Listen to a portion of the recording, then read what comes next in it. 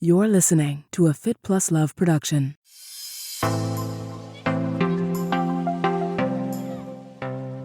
a lot of people, and if you've never really done anything with nutrition, it's back to basics, right? It's kind of like you need to be able to fuel these efforts to be allowed to race them. So before we start thinking about half marathon, let's get back and get the basics, lay the good foundation of good habits, sleep, hydration, nutrition, lifestyle, and then let's start building upon that before we think about too much about, all right, I'm going to hit the training plan hard. That was Stevie Lynn Smith. This is Marnie Salop. Thanks for tuning into my podcast, Marnie on the Move. Each week, I will be inviting interesting, innovative movers and shakers to join me on the show and share their story. You will discover and hear from thought leaders, experts, influencers, and entrepreneurs from the worlds of wellness, sports, beauty, fitness, fashion, and more. Marnie on the Move will feature an eclectic mix of people I know, work with, and think are generally doing cool things. On each episode, I sync up with my guests about life, career, and training, and showcase their expertise and story. Hello, Marnie on the Move listeners. Welcome and welcome back. I hope you weren't hit too hard by Hurricane Henri this past weekend. I was out racing Ironman's iconic 70.3 Timberman in New Hampshire, where I had a perfect swim and half of a great bike until the torrential rain came down while I was climbing and doing steep descents. I was definitely terrified. It was dark, and there were very few other riders on the road. My mental game was done. I rode into transition and set out on my run. Again, in torrential wind and rain. It was a very long day. I learned a lot of really awesome, invaluable lessons about myself, but I'm back in New York City and I'm on the move. I am psyched to bring you today's guest, and the timing couldn't be more perfect. Stevie Lynn Smith is a registered dietitian, sports nutrition specialist, and founder of Stevie Lynn Smith Nutrition Wellness Consulting. She is also a marathon runner, 10-time Ironman athlete, and adventurer. Stevie also writes for my favorite wellness company and podcast partner, Inside Tracker.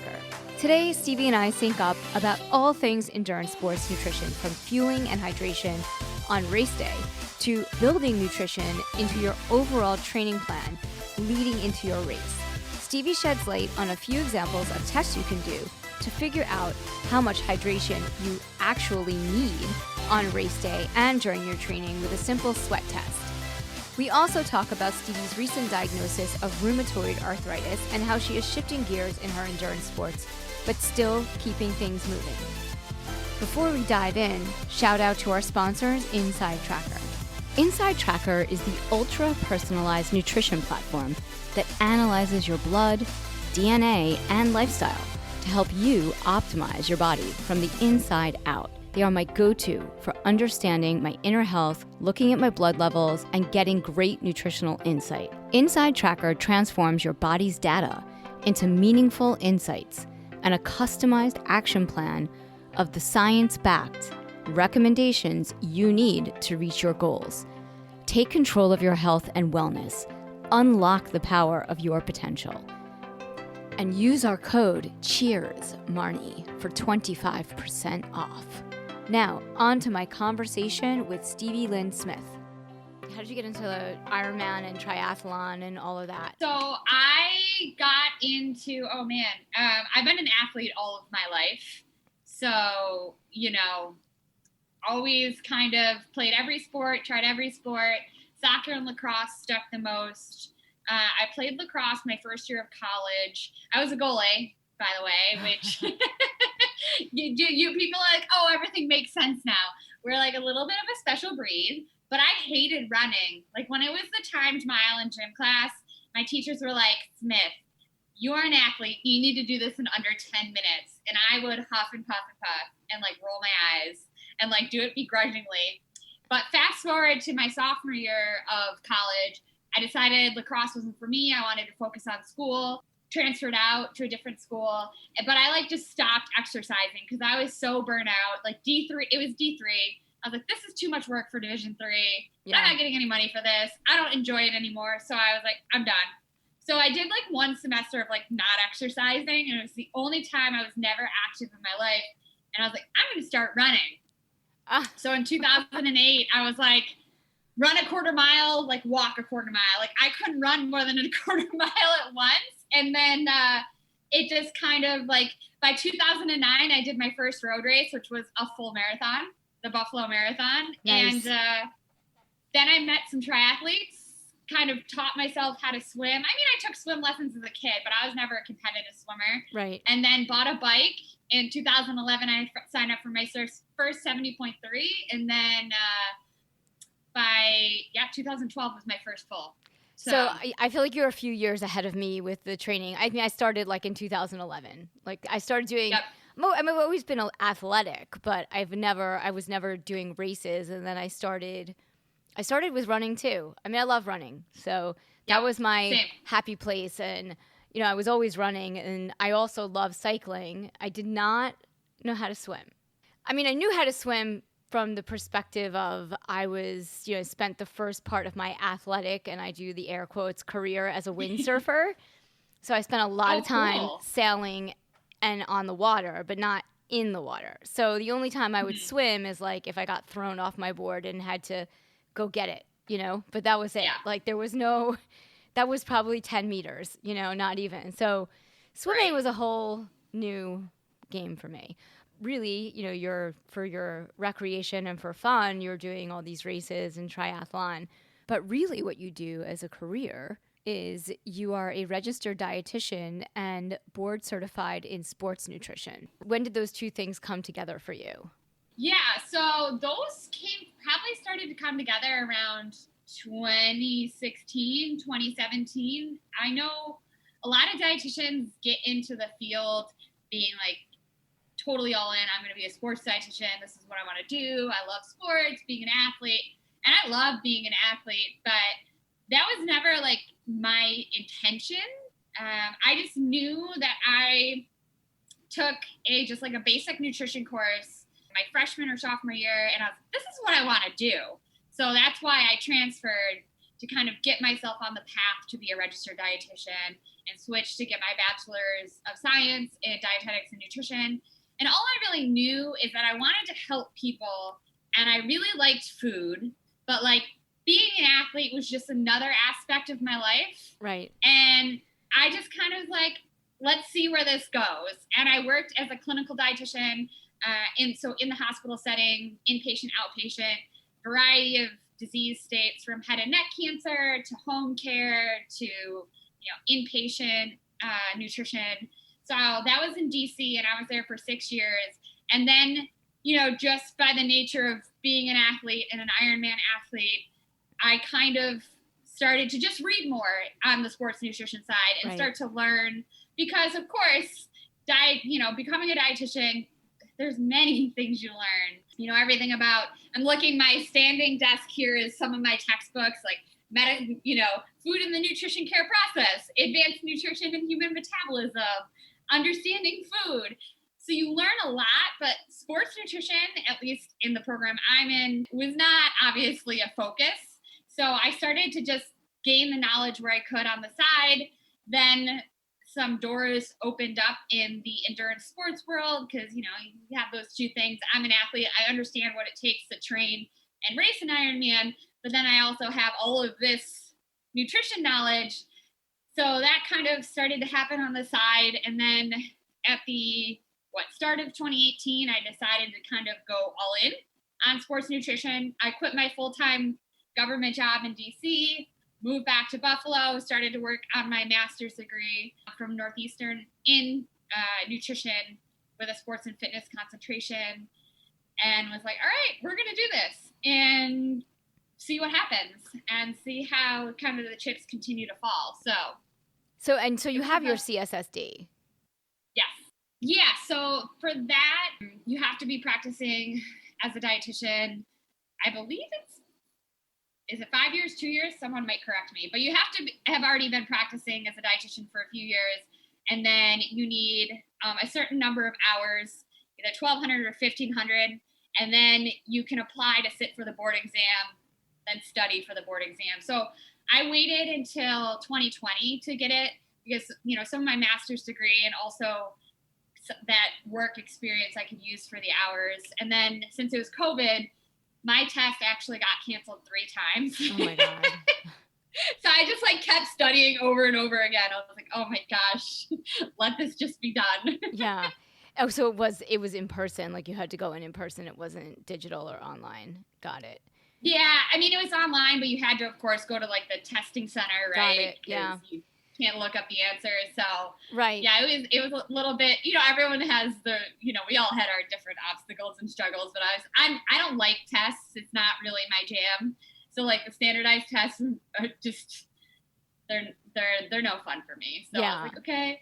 No, but I mean, so what are some of the biggest things that you kind of learned with endurance sports, fueling, and nutrition that maybe you didn't know before just as an athlete, and how have these things kind of helped you with training and racing? Mm-hmm. Yeah. So, I mean, we all learn, we all make mistakes. It's always good to learn from our mistakes. I think about how I fueled my first Ironman, and I was like, wow, did I get lucky? I think I was eating Cliff Bars, and I was like, there's so much fiber in those. Now God. Looking back, I was like, wow, I had a great day. It was the perfect day. I had a great race. It was a blast. So I think about things like that. But of course, it was very good to learn while I was training, right? And it really did teach me hands-on. Of course, I knew nutrition was important, right? But when you're training 15, 16, 17, 20 hours a week, it's even more critical.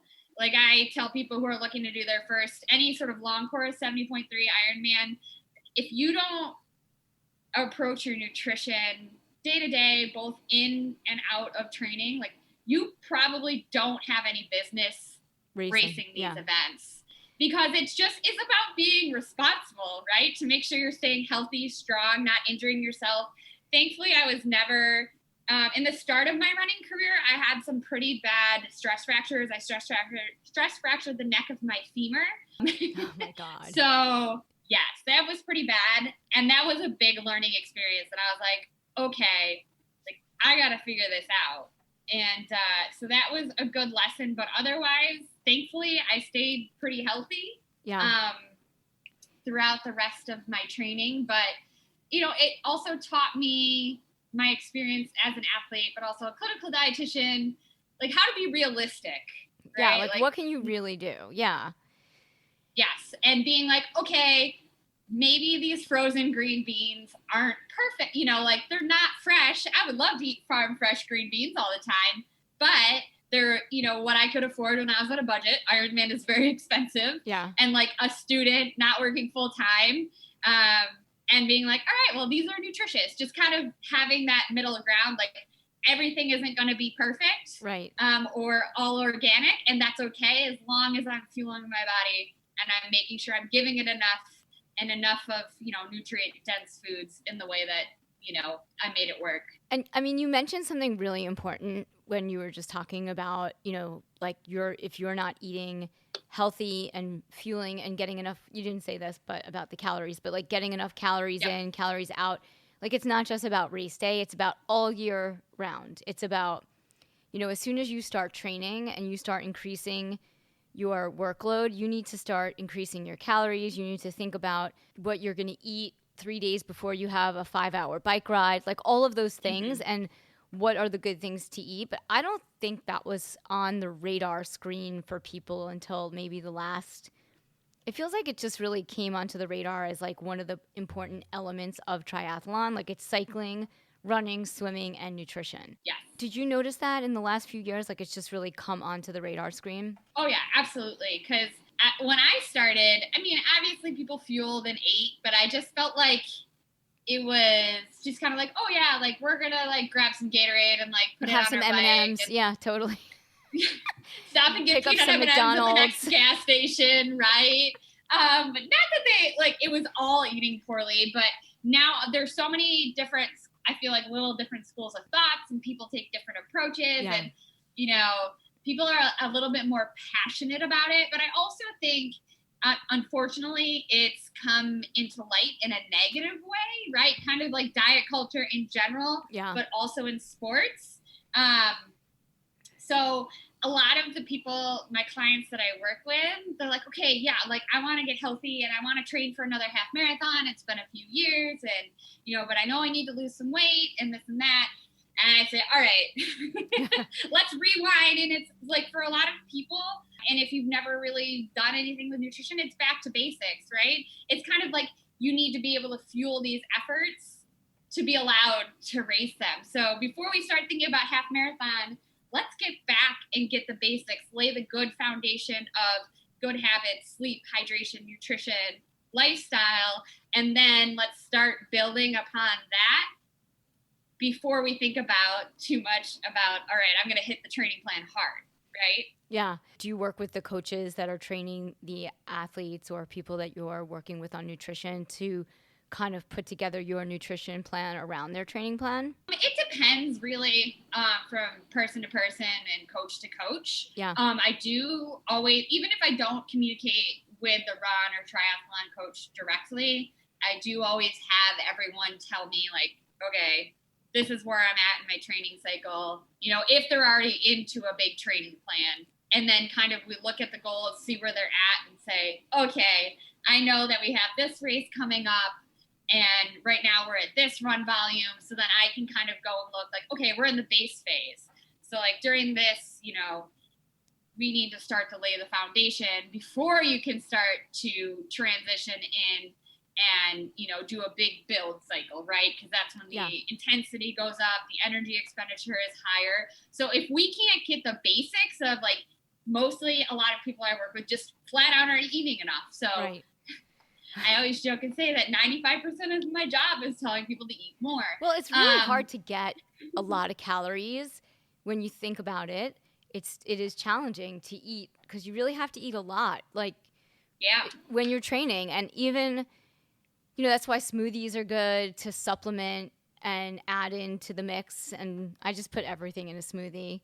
But it is challenging. Absolutely. And especially, it's super challenging. Do you have some go-to staple foods that you're always like, you should eat this, you should eat that?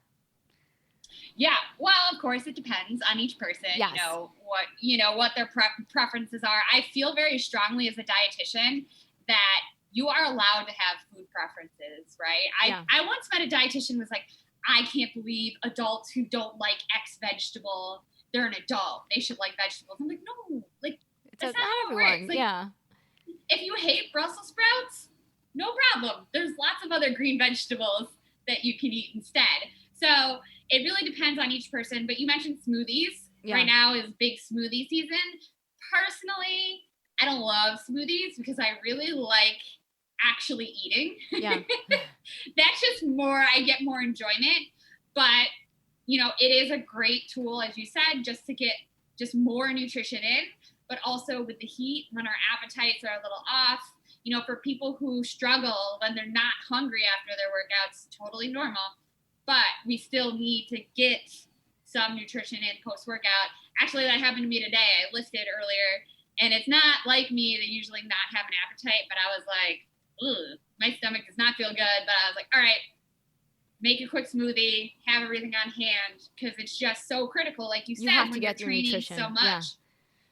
And like you said earlier, like what you do on Wednesday is going to impact you, not just on that day and Thursday, but also on Sunday if you have like a long run or a long ride. So just kind of staying ahead of the game. Yesterday I had a horrible training day. I had a long, 2-hour run, zone 1 or zone 2. And I just was like I don't know, my breakfast game is off right now. And I probably had 2 slices of gluten-free toast. It's no nutritional value whatsoever, but it was calories. I know. Yeah. I know it's bad. It's bad. I mean, I should have eaten oatmeal. Better than nothing? Yeah, it was better than nothing. It was horrible. It was a bad, epic fail training day. But I had good food the night before. So I was like, oh. So I had 2 slices of toast, and I had already been kind of nauseous, but anyway, I had the 2 slices of toast. I'm like, look, this is going to be a bad day. Anyway, I shake it. So I'm going to have the toast. Then I'm going to go on my run. And if it sucks, I'll come home. And I have gels, which I know are also equally awful. But it was an option for me. So I went out on my run, and it totally did suck. And I did the whole thing. I had 4 gels. I came home. I ate like everything in the fridge that was healthy. And I felt better. But it was not, I knew I went into it like, and then even today, like I'm not so talking about appetite and eating. You know, I am just so used to waking up and having coffee and not eating for 4 hours. And as a triathlete and training, I have to make like an extra effort to eat because once it's like 1 o'clock, all of my training starts. What do you say to that? Yeah. That's why I have smoothies. What up? Give it to me. What do I say to that? Yeah. I would put you on the naughty list for putting coffee into your system first and then waiting 4 hours to eat. Yeah. I mean, especially for females, right? And that you're training. Yeah.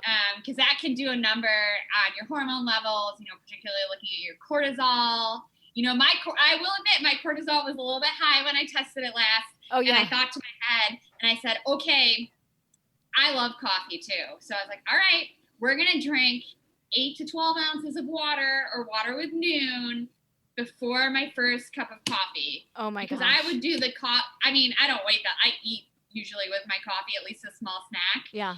But I was like, okay, I got to put myself in a little bit of time out here and like drink some water, get the snack ready, and then have the coffee. It's so funny because a friend of mine and a guest who's been on the podcast is telling me I should have green juice first thing in the morning before I have coffee. Morning. Yeah. What's your go-to morning breakfast? Yes, my go-to morning breakfast. So I won't eat my steel-cut oatmeal before I work out.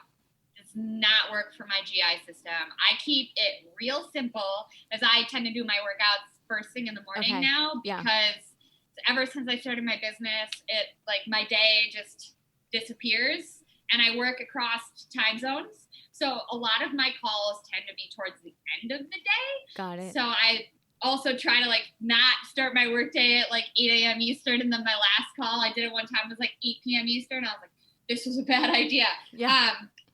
So after my workout, my go-to breakfast is steel-cut oats, but I make a batch big enough for the week ahead of time. Ooh. And then I just reheat them throughout the week with frozen berries, hemp hearts, chia seeds, sunflower seed butter, and then maybe some dark chocolate if I'm feeling sporty. That's good. That sounds good. That's my breakfast. That sounds like some good additions to. I got really tired of the oatmeal. Like I've been eating it my whole life, basically, like the last 10 years. And I was like, what can I mix it up with? I am gluten-free, dairy-free, like all free. I have so many food issues, not allergies, but issues. And the Bob's Red Mill steel-cut oats are gluten-free. That's what I've been eating for the last 10 years for breakfast every day. Okay. They're my favorite. I feel like I know they're really good. I like to cook it.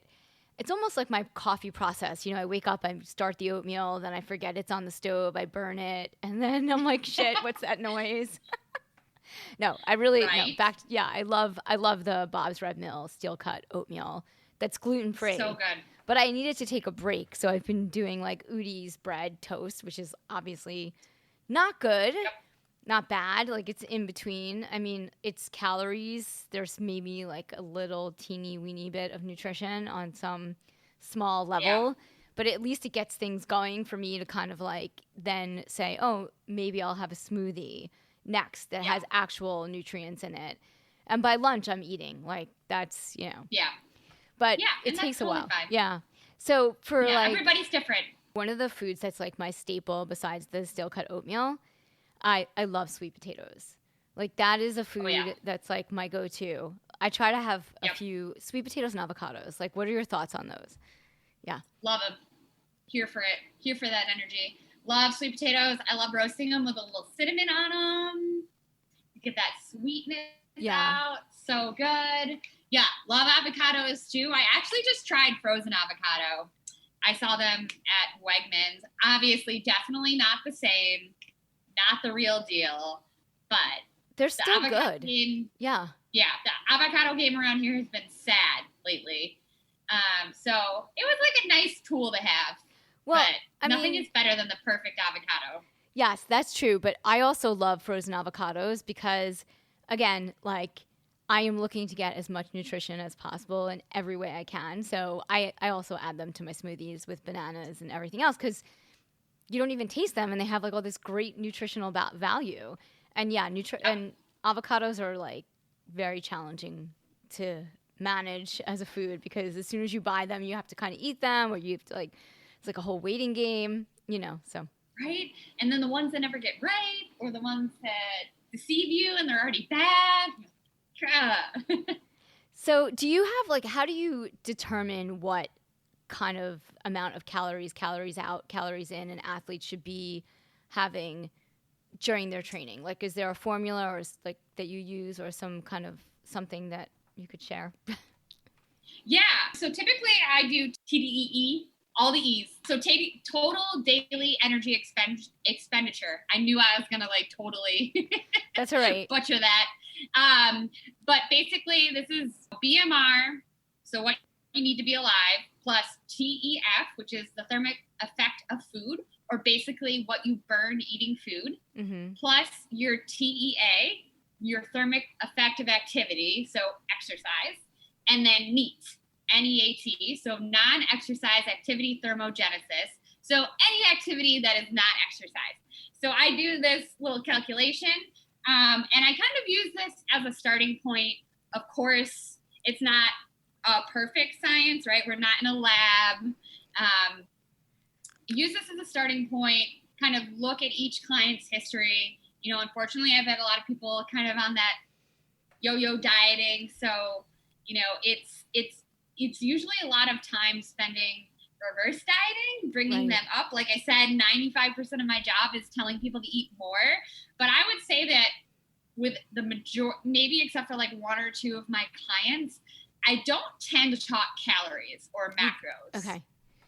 You don't. So I don't tend to, or at least give them like, here are your numbers. You need X amount of calories per day. I might mention it on like our first consults. I have it to my knowledge. But a lot of the people I tend to work with, it will do more harm than good. Okay. Yeah. To tell them exactly what they need to eat, because then they're going to be so focused where, again, it's kind of going back to basics and laying that foundation of like, this is how you balance a meal. Like I use performance plates, little diagrams are one of the things I use with a lot of people. And how I work with my clients, one of the big ways we communicate is through a food and mood journal. So on my end, I can see the nutrition information. So I can see where they're following calorie, protein, even like fiber, saturated fat, break it all down. And then I can kind of then guide my feedback to be like, hey, maybe if you added avocado to this meal, if they're falling a little bit short, and just kind of give them more real life examples of like, oh, this was a great start, but like, this is only 150 calories. I don't say that, but I think in my head, like 150 calories, like this is too small to be a snack. So why don't we add a little bit of X? Maybe it's cottage cheese, Greek, if they're short on protein, or I'll just say like, hey, you fell kind of short on your protein this week. Let's really focus on that next week, and then give them guidance as to how they can add it in their daily routine. And then speaking of protein, like, do you also work with this sort of formula around weight, like the 2-to-1 ratio, or I don't know if I'm saying it right, but like how much protein should, I know everyone's different and but it's a generalization like around how much protein should women versus men, athletes versus non-athletes be eating a day around? Yes. So I mean, this will depend on the training cycle, right? I mean, I have ranges that I use, and they don't vary drastically. It also depends on what their goals are, right? Like if changing body comp, losing a little bit of weight, I might put them a little bit on the higher end of the protein ranges. So like, for example, like during base training, usually like 1.2 to 1.7 grams per kg. If we're building, that'll bump up a little bit, like 1.4 to 2 grams per kg. And then, of course, that'll adjust with your race cycle and then kind of that transition time as well. But those are kind of roughly where they fall. And I'll adjust, again, like on a case-by-case basis. But as a registered dietitian and a sports dietitian, you obviously see all kinds of clients. So, when you're working on this periodization and advising people on what to eat, what point of their periodization are you like, you really need to up the carbs or increase your protein or, for these workouts, I don't know, is that how you think, like with your coaching and everything? The famous answer from every dietitian, it depends. Let's use me as an example. Okay. I am like in the competition phase of my training. My race is like 5 weeks away, 4 weeks away. Yep. I'm in denial. And I'm still having oatmeal for breakfast and like barely eating, and then having like a salad for lunch, and then I eat I'll try to eat a lot of food for dinner. And I know, I log everything into MapMyFitness, and I look at it and I turn my head because I know I'm not getting enough food. But I just don't know, like, where should I get the food from? Should I have like a sweet potato every day? Should I be, what is your advice for in this specific phase? What's your advice? Kind of in the build race cycle, definitely carbohydrates are going to be super important because you're still having intensity, right? Your volume hasn't backed off yet, so you need those carbohydrates. You should be doing pre-exercise snack and be practicing your in-competition fueling with the products that you plan to use on race day. That's super important. You have to train the gut to tolerate them, especially when we're throwing in heat, humidity, that intensity. Just physiologically, everything works a little bit different when you put all those conditions together. So that's definitely important. Obviously, protein is going to be important as well during this cycle. It's basically, like I said, staying ahead of things because you're constantly, in a build. Even right now, 5 weeks out, you're doing pretty big workouts. You're constantly dipping into your glycogen stores that store a form of carbohydrate. So it's like, you got to stay basically on the offense, ahead of the game. So, because like it can sneak up on you. I'll even admit, I did a training camp for Lake Placid in 2018 before I raced it that year. And I had rode that course so many times. And, I'm a dietitian. I was pretty on top of things, but I got out there, swam the 2.4 miles, and then did like a 2-hour ride the day before I was going to do a 7-hour ride on the course. And I was on that 2-hour ride, and I was like, your girl is going to go to Stewart's. She's going to get some Lucky Charms or apple cinnamon Cheerios. You're like, I am done. I just need to eat all of the carbs. Because when you're training so much, it can sneak up on you like that. So you feel the wall. Super important. Yeah. I felt the wall, and I was like, okay, I know fiber is important, but like we just got to get, in Lake Placid, there's like 2 grocery stores that they're like a drive away, and it was like late in the evening. I was like, all right, Stewart's is next door. You're like, I'm gonna like make my own bowl at the gas station from like paper and like eat the cereal out of the box. Cereal. Totally. I've been there. Ate like 5 bowls of cereal. So it sneaks up on you. So the more you can stay ahead of it and like in between sessions or after sessions, really focusing on those complex carbohydrates, right? Your potatoes, your rice, your quinoa, because when you're in training and pre-training, you're not getting as many of those fiber-rich foods. Yeah. We don't want those, right? Right. You don't want to have a lot of fiber on the bike. No. Or out on a run. Right. Yeah. So, when we know we're kind of good and like away from our workouts, looking and, not every piece of food has to be like complex carbohydrate, healthy fat. But since we're eating so much of those simple carbohydrates around our workouts, thinking about like, okay, I still need to restock and refuel. Let's try to make most of my options for those nutrient dense complex carbohydrates. So the simple carbohydrates are like the gels and the bars and all the things that you're just eating for immediate energy and fuel as you're going. And the complex carbohydrates are more like a thoughtful vegetable or, some bigger type of whole grains, quinoa, all those things. All of that is super important. And then you mentioned practicing your fueling, which I know everyone listening to this who is an athlete definitely knows that. But whether they listen to it or not is a whole other story. Right. That'll never be new, but I will keep saying it because people keep not doing it. They're like, oh, I can't drink Gatorade. I was like, okay, did you train with it? They're like, no. I was like, well, yeah. If you're in an Ironman and that's the first time you grab a bottle of Gatorade, I would feel sick too. Yeah. Like, yes. I've been testing out the Morton hydration carbohydrates, and yes. I wasn't able to. I only tried it once I think it was 2 weeks ago. I put the carbohydrates in my water bottle because what's happening is that my bars are melting, and it is disgusting. So I need to find another source because all of my races are going to be in the summer. And, this has happened before, but I think I started these new bars last summer. I started using the gluten-free Cliff Builders. They have a lot of protein in them. They have 20 grams of protein. Yep. And I know they're not healthy, but anyway, moving on. I had one as a snack this morning. Oh, my God. I like them. I have a really sensitive stomach. So when I find something that's like working for me, I don't mess around. So I've been using the Cliff gels and the Cliff bars. I just started the Cliff bars last summer, but on bike rides. And it was more summer, fall, so nothing was melting. But now everything's melting. And, one thing I've noticed is that bars always change their formula, or they go out of business, or it's very frustrating as an athlete to have to kind of like rethink that every year. But I do.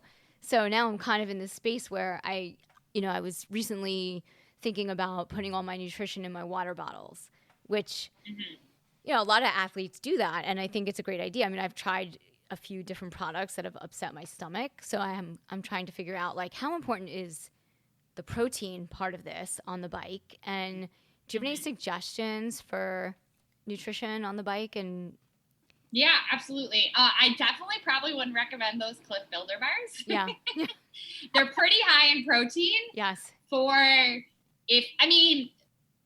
You can get away with a lot on the bike if you're just biking, right?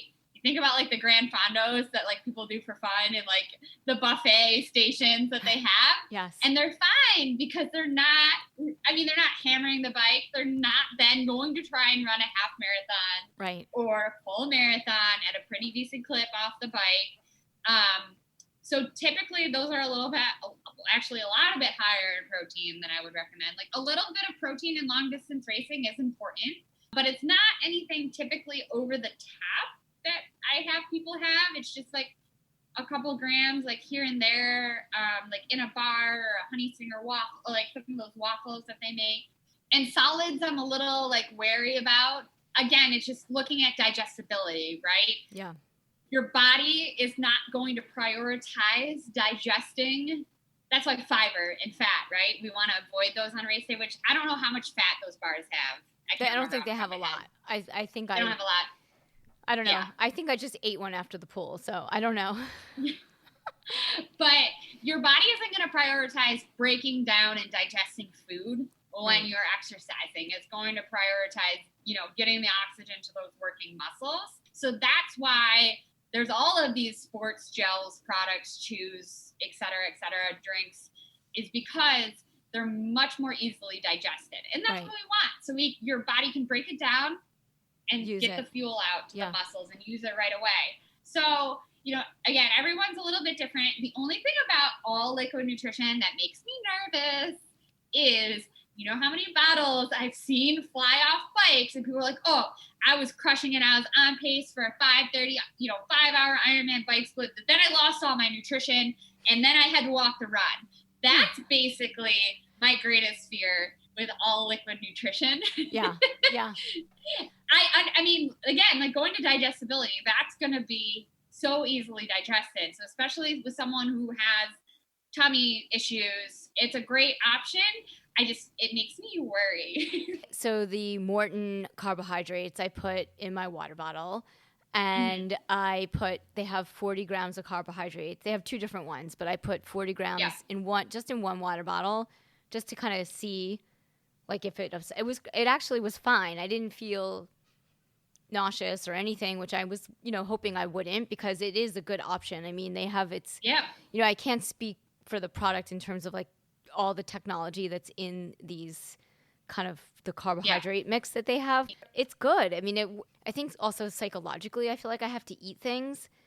So if I'm just drinking them, I don't know if that will work for me. I mean, I'm trying it out. You said some protein is important, right? So I might add just a little bit. The biggest thing is just the practicing, right? Seeing like, okay, I'm going to do a long, intense bike ride, but then I'm going to do a decent run because, the last thing I want people to do is like get to mile 8 on the run and then have this big brick in their stomach and be like, woo. I like the Cliff Blacks don't have protein, but I like that as like a change of texture. So like, yeah, you don't have to do all liquid nutrition. Maybe you're sprinkling a gel in here, some blocks in there throughout. When I look at fueling, like the 30,000 foot view is, are we getting enough fluids to meet your sweat rate? Are we getting carbohydrates? Are we getting enough sodium? And are we getting, going back to the carbohydrates, are we getting a few different sources of carbohydrates, a few different types? So that's where I start. And then how I make it work for each person is obviously different. But that's kind of like the 30,000 foot view there. And you mentioned hydration and sweat tests. So obviously that is a very important component, especially now we're in these summer months and it's hot outside and people are racing. You can do your sweat test on your own. Yeah, how important it is to do the sweat test. How do you do the sweat test? And what kind of hydration should you be looking for once you figure it all out? Yeah, so, I mean, there's always different thoughts. There's ways that you can even test your sodium electrolyte concentration as well. Of course, you don't have to do that, right? That's a little bit more advanced. Something I recommend if we know someone's a very salty sweater, right? If they're caked in salt and they feel like they can't keep up. But just doing like a basic sweat rate test at home is a great place to start.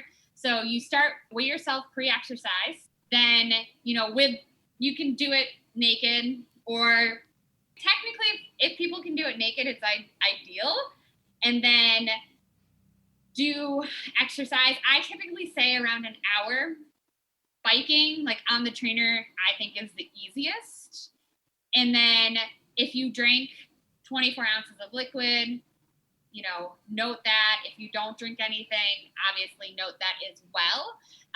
And then weigh yourself after you get off the bike. Obviously, it's ideal if you don't go to the bathroom during that hour bike ride. It's usually pretty easy.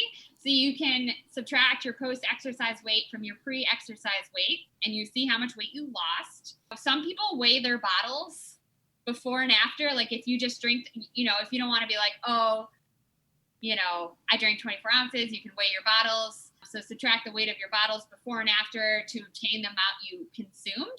And then you can calculate your sweat rate by doing weight lost plus the volume that you consumed divided by the time, so 60 minutes. So that will give you your sweat rate. Again, minimum amount of time, 45 minutes, maximum amount of time, 2 hours. Anything shorter can like mess up errors of multiplication in the equations. Anything longer can skew things by how your body uses fuel, because you inevitably will burn glycogen during exercise, and that can affect your body weight results as well. So that is the starting point to see, how much you lost. So then roughly like 16 to 20 ounces replace 16 to 20 ounces per pound of body weight lost. It's kind of like a starting point. Do you do this with your athletes every season? Or do people sort of tend to have like a sweat rate that is just their sweat rate for like 5 years? Yeah.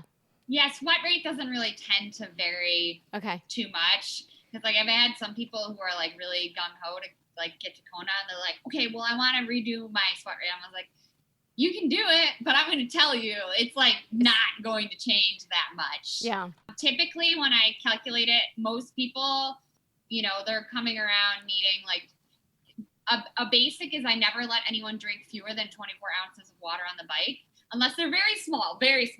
Like, well, I mean, depending on are you talking about for an Ironman or for a half Ironman? Okay. Yeah. And even a half Ironman, really any race. Yeah. I kind of like, that's kind of like a general 24 ounces. Again, because it's such a great way to also get the carbohydrates that you need for fuel. Yeah. And unless someone has a really crazy sweat rate, typically keep people so I never typically go over 48 ounces per hour on the bike. Oh my God. Yeah. I can't even imagine that.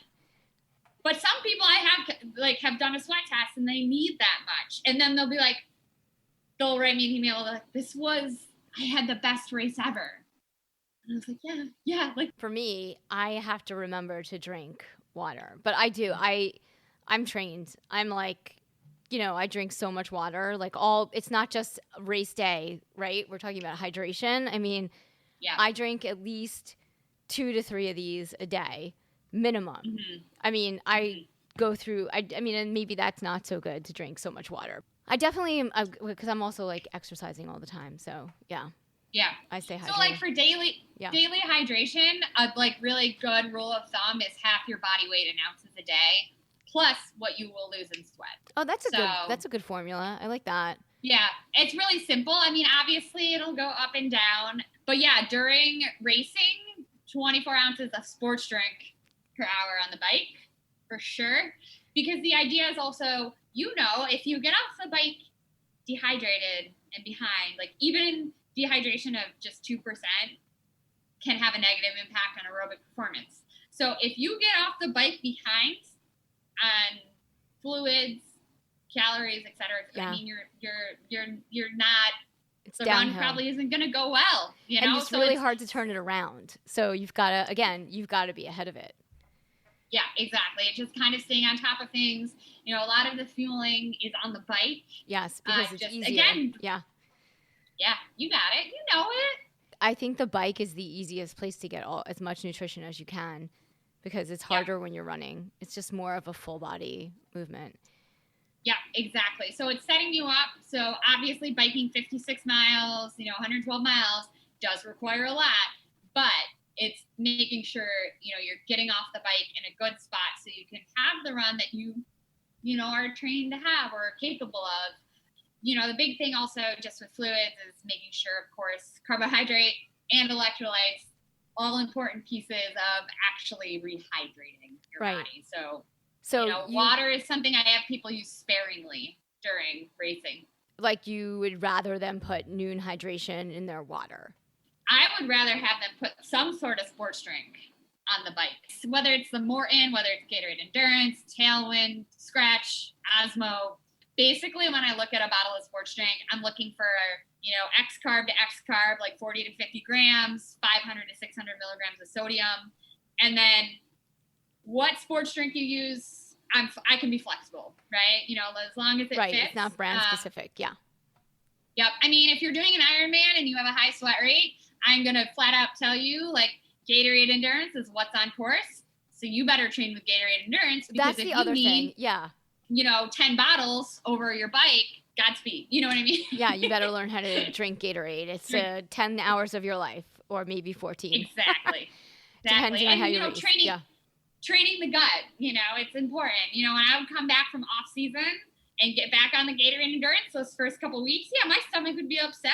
I just took a month or 6 weeks off, but now it's just getting used to tolerating that again and being all right, again, this is what you have to do. I call it kind of business feedings, right? Business nutrition, because I want to race. It's also really important, though, I think, when you're racing, you have a strategy for your run and your bike and your swim, and what zones you want to be in and where you want to be when you get off the bike or out of the swim. And so it's really important to also think about a strategy around your nutrition. So, I mean, it is a lot of, it's 20 minutes in and I'm going to eat this bar, because a lot of the time what happens is you don't want to eat and you're not hungry. Do you have a system that works for you because you've done 10 Ironmans and you're an athlete? Do you remember when you're not hungry, are you oh my gosh, I have to eat this, I have to drink this, or I have to take this gel, or, even though I'm not hungry, how do you get yourself to that place? Yeah, it's just business. I am very good at executing. Some of my former coaches will tell you that, I was never the fastest, right?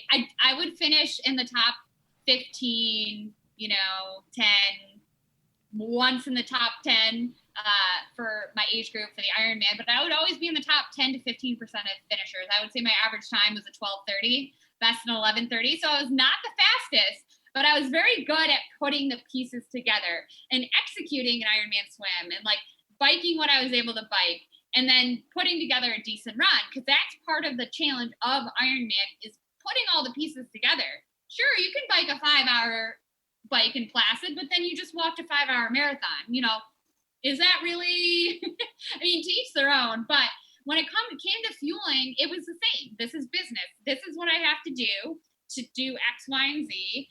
You know, I thought of things within the hour, right? Because realistically, especially courses like Placid, Tremblant, Muskoka, you're climbing. You know, you're worried about what is this guy doing next to me? What's the road condition? So I just constantly check in, and I trained by heart rate. So I was like, all right, where's my heart rate?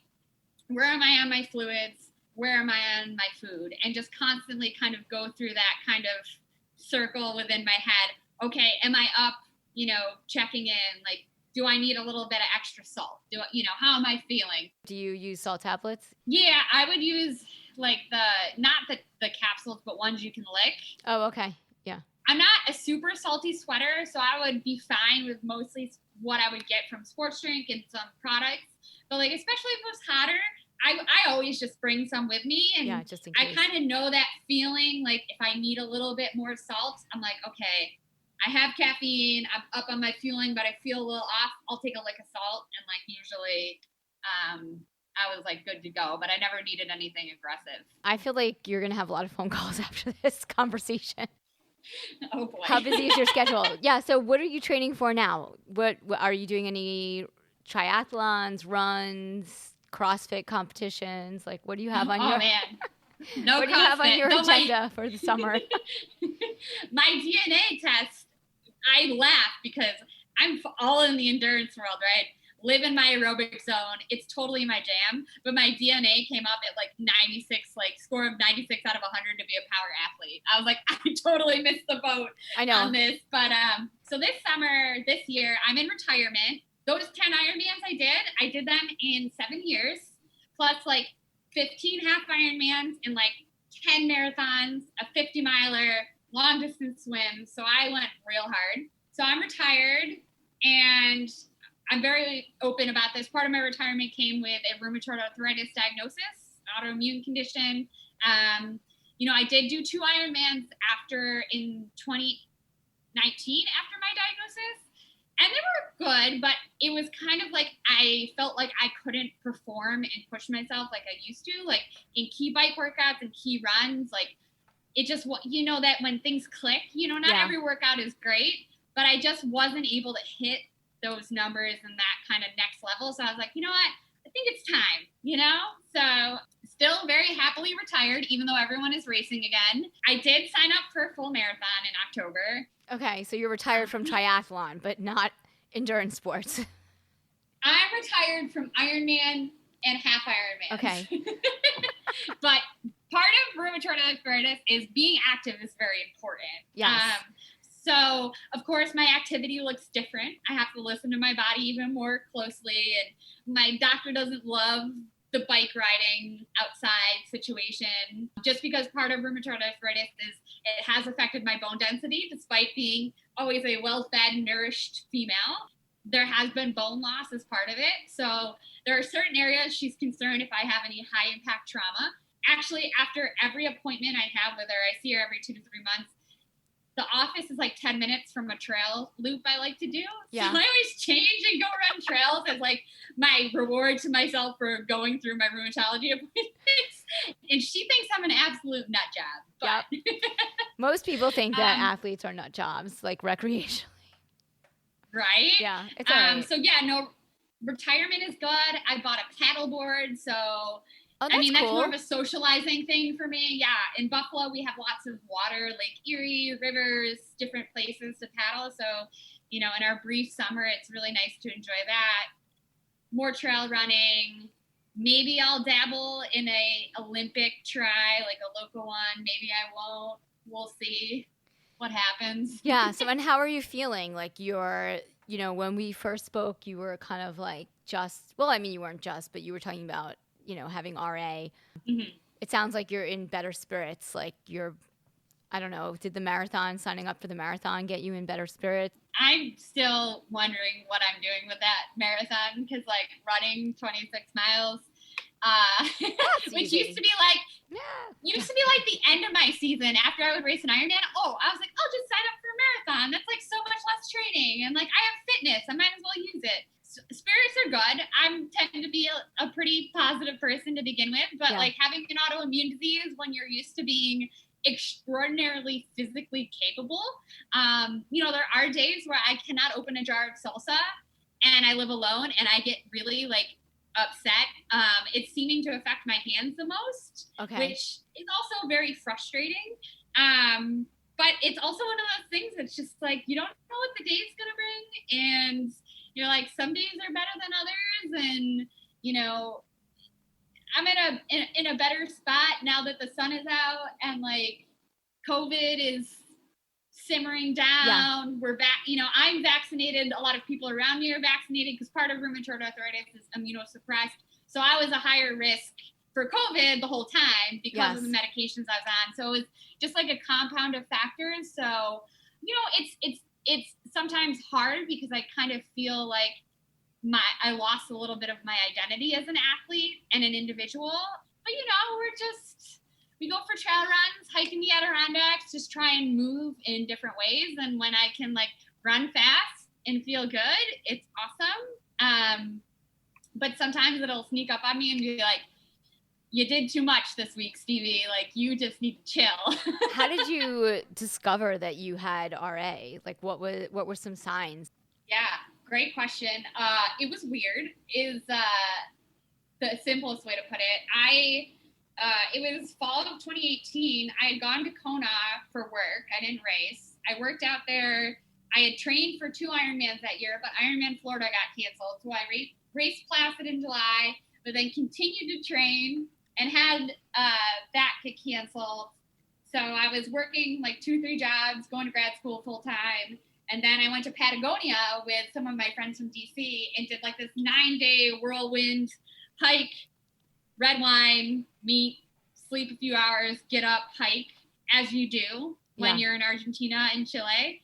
And it was wonderful. But like that and the 40 hours of travel each way, I think just kind of triggered a stress response because rheumatoid arthritis is either genetic from an underlying infection or stress induced.